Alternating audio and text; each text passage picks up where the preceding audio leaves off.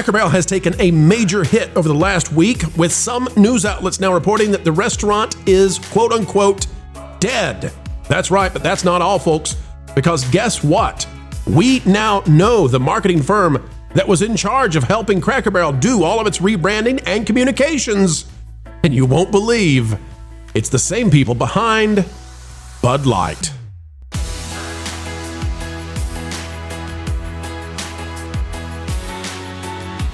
Hello, folks, an attitude of gratitude every single time you decide to spend time with us. It is a joy as ever as we endeavor explaining entertainment, keeping you ahead of the culture curve.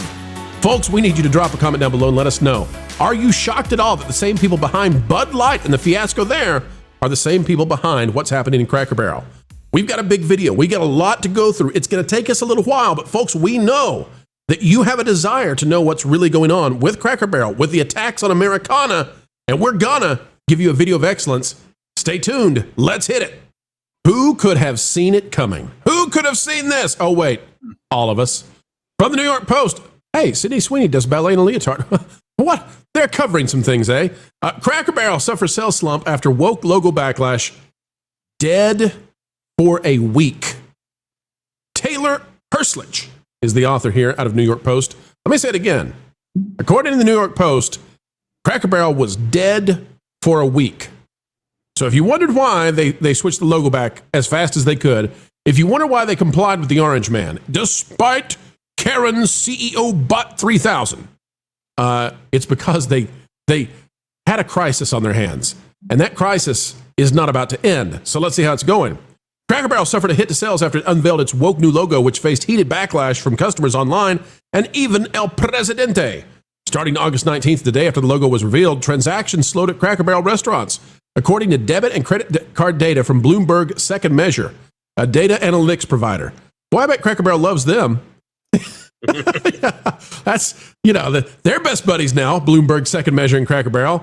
The sales decline gained steam through August 26th as diners slammed the new logo. In other words, it got worse. Okay, how much worse did it get? Other full-service restaurants showed mixed results during the same period, and a sign that Cracker Barrel's sudden downturn was due to brand damage. Cracker Barrel did not immediately respond to the Post's request for comment. Yeah, I bet. Customers slammed the Southern dining chain's rebrand, arguing it was axing its ties to traditional American culture. Cracker Barrel coughed up a lame apology on August 25th. Yeah, we agree with that.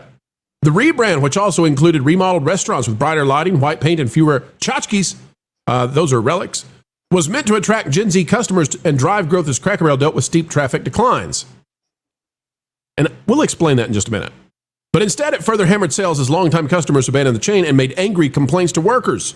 A Cracker Barrel restaurant in Kennesaw, Georgia, about 25 miles northwest of Atlanta, was, quote, dead for a week, an employee told Bloomberg.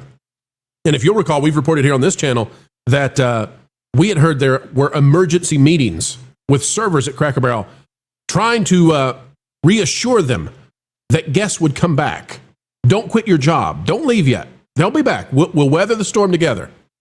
Quote, people came in and I got phone calls, said Dwight, a manager. I think he's an assistant manager at Cracker Barrel in nearby Marietta. Manager. Yeah, exactly.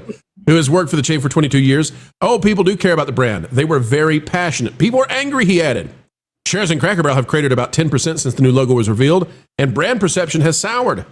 The share of U.S. adults with an unfavorable view of Cracker Barrel jumped from 10% on August 23rd, 5 days after the logo revealed, to 25% just 2 days later, according to by polling by research firm Morning Consult. In other words, now 1 out of 4 people don't like Cracker Barrel, and that's different than it was. But here's what really is irking them. Here's why they can't stand it. Meanwhile, American Eagle's recent campaign, which also faced heated backlash online, including accusations of promoting bad stuff with the tagline, Sydney Sweeney has great genes, barely put a dent in America's view of the brand, according to Morning Consult. And guess what?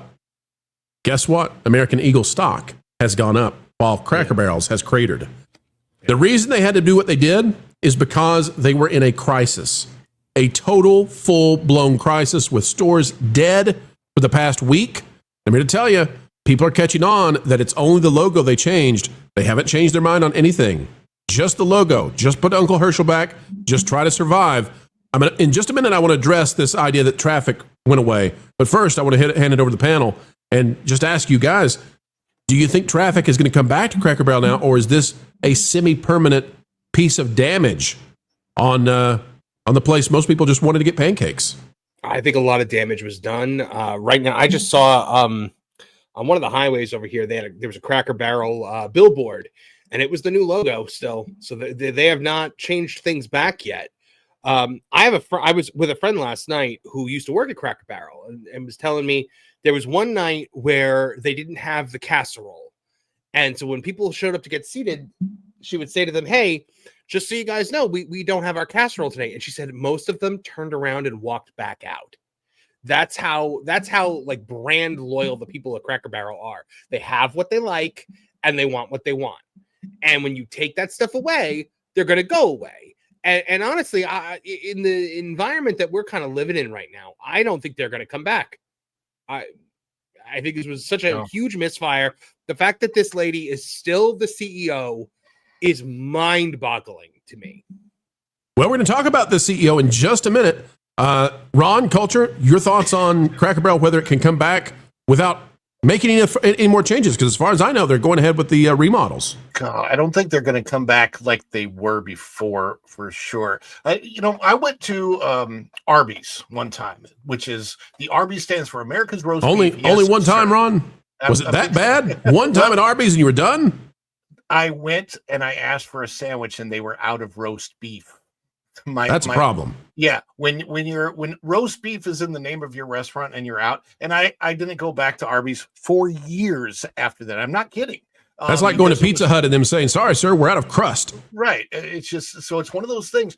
You have to know your brand. Look, there is an audience, okay, for the type of audience that they were going for. There's an audience that shops at places like Lululemon or whatever they're called, Lululemon. I don't know. Anyway, but they have an audience. Cracker Barrel has an audience. They had a very loyal fan following. And when you ostracize that group of people in the name of thinking that you might bring somebody else in, it doesn't work that way. What you need to do is cater to those people so that they bring their children in. That is how you get the younger generation.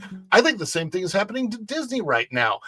They're ostracizing families, which means children who are growing up now, the younger generation, they're not going to be fans of the Disney parks in several years. And by the time they get to be old enough, maybe they're 10 or 15 right now, and in 10 years, they're going to be 25.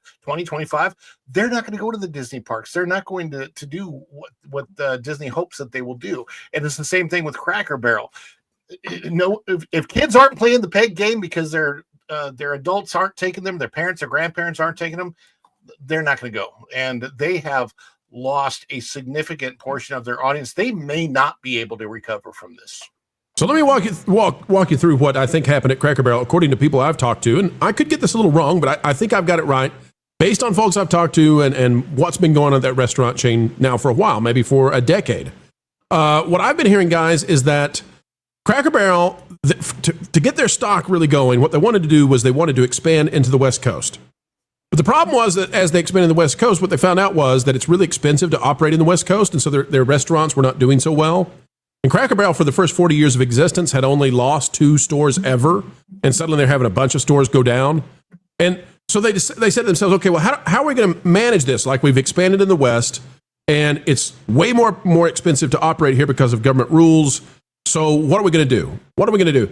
And they decided, apparently, that they were going to modify the stores so that, and not just in the West Coast, but everywhere, so that they would be more appealing to sort of the coastal elites, quote unquote, right? So get alcohol in there, okay? Get rid of some of the Southern charm. Make the menu more diverse, right? Okay. The problem was that really didn't solve their problems with the West Coast restaurants, but it also caused them to lose something like 20% of their traffic in all the rest of the stores across America because people wanted Cracker Barrel to be Cracker Barrel. So what do you do then? How do you fix this, right? Because you're not willing to give up the stores in the West, you're not willing to stop expanding, and they don't seem to really like the stores that are in places like Texas, Tennessee, Florida, South Carolina, Georgia, etc. So what do? They said, we'll go all in. We'll turn this thing into a barn chic first watch, and we'll be super popular in California. We're going to go all in on this And the reason they did that, because they misidentified that what happened was people got tired of them doing what they were already doing and stopped going in the red states to Cracker Barrel as much. And they decided, no, it's not that. It's not that we made a mistake. It's that this theme that Cracker Barrel is fundamentally built upon is irrelevant now. And that culture, you seem like you're culture. It's the story of Disney all over again, isn't it? Yeah. They take away the special. Yeah. People don't like it. Then rather than admit that people want the special back, they say, well, this watered down version of what we've given you is clearly irrelevant because we can't be wrong. Well, and that's kind of the story of Taco Julie, as the unhappy employees have called her for months and months and months. You see, this story's more than a year old. Hold on a second. What's her name again, Culture? Taco Julie. And why? Tell who is Julie's the CEO. She's the Karen bot. Why is she Taco? Well, she didn't deliver much previously at Taco Bell, where she was before she moved on to destroy this company. And the employees noticed an immediate negative effect that ran the stock 20% downward in her what do you call it? In her leadership position for as long as she's been there. They don't respect her at all. They believe that she is solely responsible for bringing the quality of the food down, which in turn is generated a lot of angry customers that are lashing out at the employees that are there. They are not compensated nor treated well by corporate, and they are not shy about lashing out about it. Now, mind you, this is months before the controversy actually came to the surface. The employees were also reacting to the neo-Marxism that infested. You didn't ring the bell. Thank you. The neo-Marxism that had infested the company in the form of the Rainbow Coalition effects, the Human Rights Campaign, and everything else that this lady kowtowed and bent the knee to on her way in the door. She aligned this company completely with, the modern audience that doesn't exist, and drove away, as you guys have already pointed out, all the regular customers. Right. So it's no surprise to me that the largest investor in the company, who happens to be the owner of Steak and Shake, Sadar, I want to get this right, Big Laurie. Big Laurie. Yeah, that's right. Yeah. That's right. Yeah, that he warned them. And the only reason that he shut up for a year is because they made a deal with him that they'd give him a board seat if he did so. Correct, Jonas? So, well, let me show you this real quick, Culture. Yeah, I don't know what he is engaged in a proxy fight with Mr. Mixel-Pitlick. Right, which is what Cracker Barrel right now is terrified of. Well, the people in charge of Cracker Barrel who are destroying the restaurant, they're terrified because he might actually be able to take over the restaurant in November, December this year. I want to show you what Cracker Barrel's genius plan was and who's behind this, okay? Sean Davis has this and says that Cracker Barrel, and this goes to the heart of what we were just discussing, they're disgusted with their stores in the Southeast and the Midwest and, Heartland America. They don't like them. They want to be a New York brand for some reason. So they decided when they rolled all this out to send influencers, the country cupcakers. They're not really country, but they sent the cornbread cupcakers to go and say nice things and enjoy the eats of Cracker Barrel in the streets of New York. Here's the video.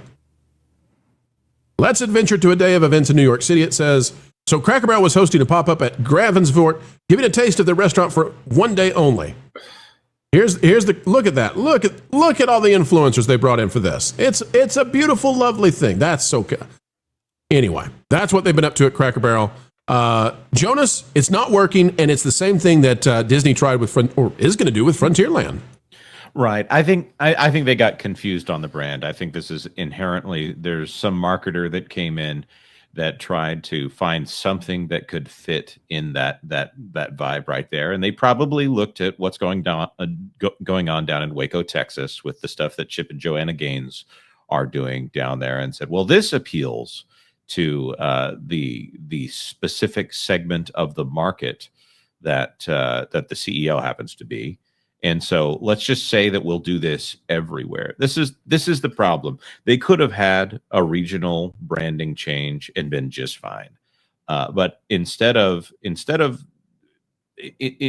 trying to take advantage of an economy of scale by putting everything everywhere, they could have said, well, over here we are this, and over here we're that. And that is Cracker Barrel, and this is something that looks more like I don't know. I keep saying First Watch. First Watches are better decorated. Maple Street Biscuit, because they own that too. Yeah. There you go. I think this is the problem of it being a large corporation instead of something with a vision here. In the end, the failing of Cracker Barrel will be the corporatization of Cracker Barrel and the Wall Streetification of Cracker Barrel. So this is something where trying to please the shareholders or trying to guess at what shareholders will like and going towards some fabled customer that doesn't seem to exist is going to be the end of the company if they don't fix this now and just say, well, let's just put a Cracker Barrel out there. So who is to blame for this? Let's find out. Out of Fox Business, it says, here are the firms Cracker Barrel partnered with for restaurant rebrand. Now, this is one of those stories where we're going to find out who are the sweet babies of the restaurant world. According to the release on Cracker Barrel's website, the company brought on marketing and PR firms Viral Nation, Profit, and Blue Engine as part of what it called a bold strategic transformation to revitalize its iconic American restaurant brand. Why did they try to revitalize it? Because they thought it was irrelevant, right? They thought it was irrelevant because they tried to move to the West Coast. The West Coast didn't like Cracker Barrel. It was too expensive to operate. And when they made changes, sunk all the rest of the stores nationwide, and they said, well, we'll just go even more after the West and screw all the other restaurants and what people want. It says it's unclear how much influence each firm had on the rebranding. It says Cracker Barrel Old Country Store Incorporated announced it has appointed industry leading agencies to support its brand refresh, an important milestone in Cracker Barrel's journey to strengthen its connection with both loyal and new guests, the press release said. Faces a strong backlash. I want to get down here. Okay, here's where I wanted to be. The release also noted that Viral Nation was responsible for crafting a social media campaign for Cracker Barrel. So if you want to know why it was that Cracker Barrel thought they were going to rebrand and they were going to bring influencers to New York City, the reason is because Viral Nation told them to. It says, quote, the agency will develop end-to-end social media marketing solutions, curate, launch, and create innovative, high-volume content to resonate with new, socially native audiences while maintaining engagement with Cracker Barrel's core audience. The partnership will fuel the company's growth goals, expand its digital presence, and evolve the brand's positioning within culture. That was Viral Nation. Who's Viral Nation been with, folks? Bud Light. You can't make this up. You can't make it up. Viral Nation. You're kidding me? It actually is Bud Light? Oh, that's fantastic. Cracker Barrel brought in the Bud Light media partner. Yeah. Media consultant for Bud Light. So you want to hear what they got to say on Viral Nation's website? This is the exact repetition of the previous narrative here. We have a person put in charge of a brand that they are not part of the target audience for.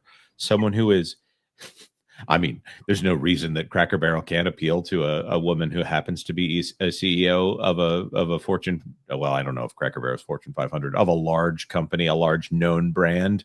But they look at it and they say, no, even though there's all these other ways that we can reach this audience, we could sell our food in 100 different ways under 100 different labels. Instead, they say, you know what? We're going to turn Bud Light into something that women would like. You know what we're going to do? We're going to turn Cracker Barrel into something that women going out for wine first thing in the morning would like. Here's what Viral Nation, real quick, here's what Viral Nation said when Cracker Barrel was picking them to help them relaunch. The Karen CEO, she thought the Bud Light marketing consultant would be great. With prominent Latinx influencers like Solis Rose and Oscar Miranda promoting the Californian connection of America's best-selling brew, we reestablished meaningful connections between Bud Light and the Hispanic community. You know what else they do? Viral Nation also published a Pride marketing guide advising brands on how to avoid, quote, corporate rainbow washing. Go ahead, panel. Have at it now. This is who they chose for Cracker Barrel.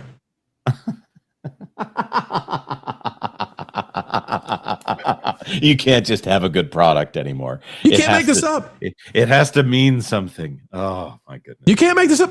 Cracker Barrel looked at what happened, the crazy Karen CEO, and said, yes, we will take the Bud Light advertising consultant to run our stuff. The only thing surprising about this is that they refer to the Hispanic community as the Hispanic community and not Latinx. Well, they included it earlier. Got to tread that line. I mean, this is wild. This is culture. Can you believe that the Bud Light people did this now? I mean, they left the Dillon situation. They destroyed Bud Light, wiped it out, and then they went to Cracker Barrel. Yeah, it sounds about right. It does sound about right. You can't beat that. Folks, That's why you come here. So you can know. Now, When people say, hey, what's going on with Cracker Barrel? Because you came here, you can be the one in the friend group who says, you're not going to believe this. You're not going to believe this. It's the same people who did the Bud Light thing. They're the ones who did this whole, they're the ones behind Cracker Barrel too. It's all connected. It's all connected.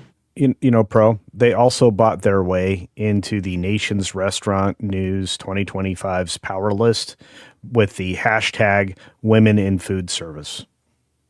Culture, I think it's more important to virtue signal about women in food service than to have hash brown casserole at night. I think that's true.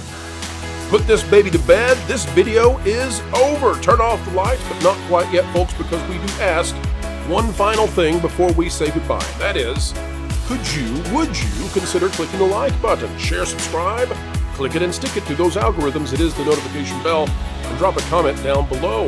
Also greatly appreciated, anytime you would like to share this out on your favorite social media platforms, well, we would love that. And we'd also love to hear your thoughts. Folks, drop a comment down below and use that beautiful mind of yours. If you would not mind, we'd love to know what you're thinking.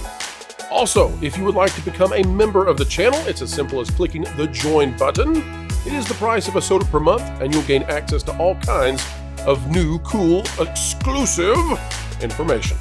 Folks, until the next time we have the honor of spending time with you, keep learning, keep growing, and as always, keep having fun.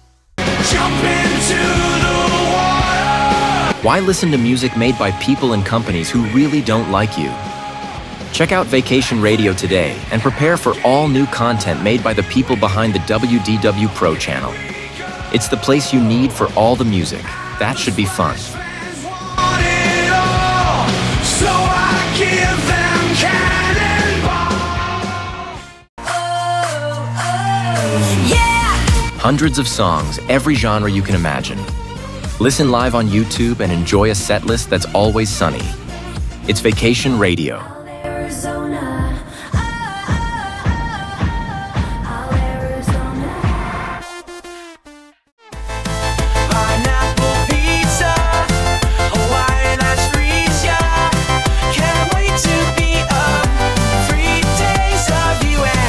What are you waiting for? Every WDW Pro video has a link to Vacation Radio in the video description. Try it out and subscribe today.